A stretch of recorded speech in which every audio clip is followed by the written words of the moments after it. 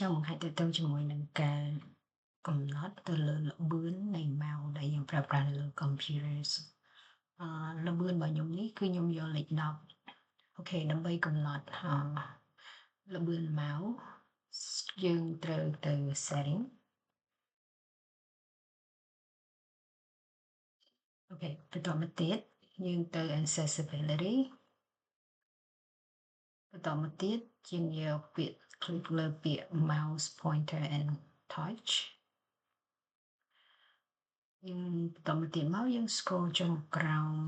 ដើម្បីឃើញពាក្យ mouse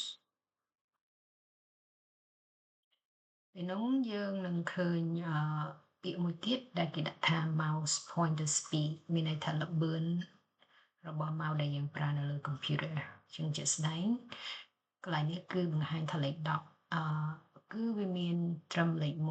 1រហូតទៅដល់លេខ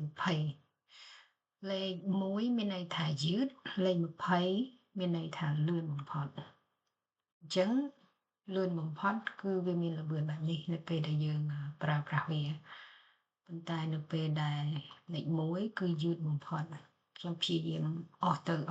ឡើងលឿនយ៉ាងណាគឺវានៅតែ slow ដែរព្រោះដែលយើងដាក់លេខ1ប៉ុន្តែជាក់ស្ដែងគឺខ្ញុំចូលចិត្តពាក់កណ្ដាលគឺមានន័យថាលេខ10ល្មមសម្រាប់អ្វីដែលខ្ញុំត្រូវការអញ្ចឹងល្បឿនម៉ោងអាស្រ័យទៅលើយើងត្រូវការចង់កំណត់យកយឺតឬមួយក៏មធ្យមឬមួយក៏លឿនទៅតាមតម្រូវការរបស់យើងអូខេ